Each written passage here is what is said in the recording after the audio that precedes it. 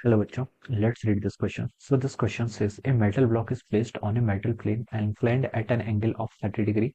If the mass of the block is 0.5 kg and the coefficient of friction is 0.2, what force must be applied to move it up the plane? Okay, हमें कितना force लगाना पड़ेगा जिससे कि body क्या करे, अपनी up the plane move करे. ओके, तो देखिए बच्चों, इस क्वेश्चन का की कॉन्सेप्ट आप क्या लिख सकते हैं? The key concept of this question, इस क्वेश्चन का की कॉन्सेप्ट आप देखिए. इस क्वेश्चन का की कॉन्सेप्ट एनएलएम लिख सकते हैं. क्या लिख सकते हैं? एनएलएम लिख सकते हैं या फिर फ्रिक्शन भी लिख सकते हैं. क्या लिख सकते हैं? फ्रिक्शन भी लिख सकते हैं. सो की concept of this question is friction या फिर Newton's laws of motion. Okay, ये क्वेश्चन आपके दोनों ही प्रिंसिपल का क्या करेगा, यूज करेगा. ओके, फ्रिक्शन क्या होता है देखिए बच्चों, फ्रिक्शन आपका एक ऐसा फोर्स होता है. Friction is a force. क्या होता है? फ्रिक्शन होता है, देखिए फ्रिक्शन इज अ फोर्स. आपका जो फ्रिक्शन ऐसा फोर्स होता है जो क्या करता है, आपकी रिलेटिव मोशन की टेंडेंसी को क्या करता है, अपोज करता है. आपके रिलेटिव मोशन की टेंडेंसी का अप्रोच करता है and it is a tangential force. ये क्या करता है, आपके तो जो डायरेक्शन आपकी वेलोसिटी होती है उसकी टेंजेंशियल डायरेक्शन में क्या करता है, आपका एक्ट करता है. ओके, अब देखिए बच्चों, अब हम इस क्वेश्चन को देखिए सॉल्व करते हैं. क्वेश्चन में देखिए आपको क्या लिखा है, a metal block is placed on metal plane inclined at an angle of 30 degree. Okay, एक इंक्लिनेशन है, ये आपका 30 डिग्री का इंक्लिनेशन है. ओके, 30 डिग्री आपका इंक्लाइंड है. ओके, इस पर आपने क्या कर रखा है, मेटल ब्लॉक्स को आपने रखा हुआ है. ओके, आपने एक मेटल ब्लॉक को रखा है. Okay, this is our metal block. ये आपका क्या, आपका कोई मेटल ब्लॉक है. Okay, A metal block is placed on a metal plane inclined at an angle of 30 degree. Okay, इसका मास मान लीजिए m है, तो इसका फोर्स क्या लगेगा, mg फोर्स इस डाउनवर्ड डायरेक्शन में. एक आपका नॉर्मल फोर्स होगा इस डायरेक्शन में. ओके, जो इसको क्या करेगा, इसके मोशन को क्या करेगा, प्रोड्यूस करेगा.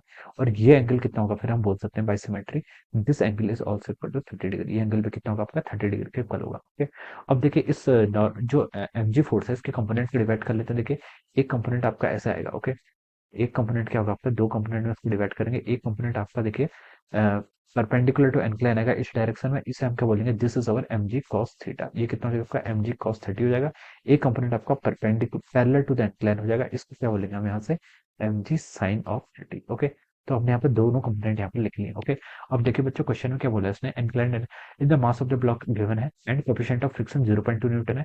What force must be applied to move it up the plane. Okay, अगर ये ब्लॉक आपका अप डायरेक्शन में मूव करेगा तो हमसे पूछा कि हमें कितना फोर्स यहाँ पर क्या करना पड़ेगा, अप्लाई करना पड़ेगा. ओके, तो देखिए बच्चों, अगर अगर ये ब्लॉक आपका अप डायरेक्शन में फोर्स मूव कर रहा है इस डायरेक्शन में. ओके, ये आपका इस डायरेक्शन में मूव कर रहा है. ओके, और हमें देखिए बताना है कि कितना फोर्स अप्लाई करना पड़ेगा. तो देखिए फ्रिक्शन की डायरेक्शन क्या होगी, ब्लॉक आपका अप डायरेक्शन में मूव कर रहा है तो फ्रिक्शन आपका क्या करता है, रिलेटिव मोशन की टेंडेंसी को अप्रोच करता है. तो हम बोल सकते हैं कि यहाँ पर आपका फ्रिक्शन इस डायरेक्शन में लगेगा. ओके, एफ लिख देता हूँ, स्मॉल एफ मतलब friction force. Okay, friction force आपका डाउन द इंक्लाइन लगेगा. ओके, और क्वेश्चन में देखिए हमें सिर्फ ऐसे हिंट कुछ नहीं दी है कि कुछ एक्सेलरेशन से मूव कर रहा है. तो हम बोलेंगे कि आपका कांस्टेंट वेलोसिटी से क्या कर रहा है, आपका मूव कर रहा है. ओके, या क्या कर रहा है, आपका कांस्टेंट वेलोसिटी से मूव कर रहा है.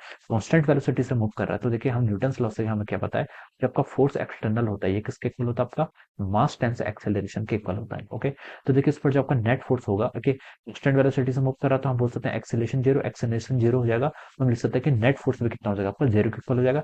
यानी कि ये बॉडी क्या है, अलोंग द इंक्लाइन की आपकी इक्विलिब्रियम की कंडीशन है. Okay, along the incline equilibrium की कंडीशन है. ओके, अब देखिए बच्चों, अब हम इस पर क्या लिख सकते हैं, देखिए अब डायरेक्शन में कौन कौन से फोर्स लग रहा है. देखिए आपका अलोंग द इंक्लाइन और अप द इंक्लाइन जो फोर्स लग रहा है, एक तो आपका एफ एक्सटर्नल फोर्स लग रहा है और कोई फोर्स नहीं लग रहा है. ये फोर्स देखिए किस किस कंपोनेंट को बैलेंस कर रहा है, एक तो आपका एम जी साइन 30 को बैलेंस कर रहा है जो आपका डाउन द इंक्लाइन लग रहा है, और दूसरा आपका फ्रिक्शन फोर्स जो भी आपका डाउन द इंक्लाइन लग रहा है. दोनों को ही क्या कर रहा है, आपका दोनों को ही क्या कर रहा है, आपका यहाँ पर बैलेंस कर रहा है. ओके, क्योंकि बॉडी तो आपकी इक्विलिब्रियम में, नेट फोर्स उसका जीरो है तो हम बोल गए एक्सेलरेशन जीरो है, वो सिर्फ कांस्टेंट वेलोसिटी से क्या कर रही है, मूव कर रही है. ओके, तो अब चलिए अब हम इसको सॉल्व कर लेते हैं. देखिए आपको नेट फोर्स यहाँ पर एफ इसी का मैग्नीट्यूड फाइंड आउट करना है. तो देखिए इसका मैग्नीट्यूड फाइंड आउट करना है. ओके, तो एम जी साइन 30 कितना हो जाएगा, देखिए एम की वैल्यू आपको क्वेश्चन में मास देखिए 0.5 के जी यानी कि 1/2 लिख सकते हैं इसको. जी की वैल्यू देखिए आप 9.8 पुट कर लीजिए. साइन 30 की वैल्यू कितनी होती है आपकी 1/2 प्लस आपका फ्रिक्शन फोर्स. फ्रिक्शन फोर्स देखिए कैसे फाइंड आउट करेंगे, फ्रिक्शन फोर्स देखिए आपका हमेशा न्यू इंटू एन के इक्वल हो जाता है. कितना होता है आपका, न्यू इंटू एन के इक्वल होगा. न्यू न्यू देखिए कोएफिशिएंट ऑफ फ्रिक्शन है, क्वेश्चन में गिवन कर रखे कितना 0.2 इंटू एन. एन क्या हो जाएगा आपका, नॉर्मल फोर्स. नॉर्मल फोर्स देखिए अगर हम परपेंडिकुलर टू एनक्लाइन देखें तो नॉर्मल आपका किसके इक्वल आ रहा है, एम जी कॉस 30 के. कितना, एम जी कॉस 30. तो इसको एम जी कॉस 30 से कर लीजिए. एम जी कितना, एम कितना आपका 1/2, जी हो जाएगा आपका 9.8 इंटू कॉस 30. कॉस 30 की वैल्यू कितनी हो जाती है आपकी, √3/2. ओके, ये आपका यहाँ से ऐसे हो जाएगा. तो देखिए इसको कैलकुलेट कर लीजिए, आपका फ्रिक्शन फोर्स कितना आ गया, देखिए ये आपका 0.2 से ये कैंसिल होगा तो 0.1. ये हो जाएगा आपका देखिए 0.98 इंटू ऑफ ओवर √3/2, जिसको आप क्या लिख सकते हैं 0.49 into root of three. Okay, ये आप यहाँ पर से इसको ऐसे लिख लीजिए। ओके, तो देखिए 0.49 इंटू रूट थ्री की वैल्यू कितनी होती है आपकी 1.73। ओके, तो आपका 0.847 हो गया, यानी कि इसको 0.845 लिख लीजिए। कितना 0.84 लिख लीजिए। ओके, ये आपका फ्रिक्शन फोर्स हो गया, this is a friction force. तो इस फ्रिक्शन फोर्स को आप यहाँ पर आप पुट कर लीजिए, कितना 0.85 हो जाएगा। ओके, तो आपका magnitude of the external force which we have to apply up the incline कितना हो जाएगा, देखिए 1/4, 9.8 डिवाइड बाई 1/4 करेंगे तो कितना हो जाएगा 24 96 24 पंजे, यस 2.45 हो जाएगा। ये ओके 0.85 हो जाएगा।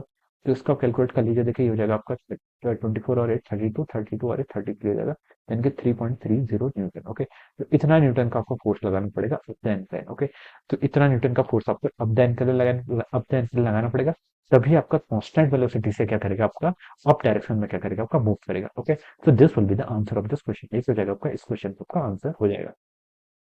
So I hope you all understood this concept। All the best and thank you so much।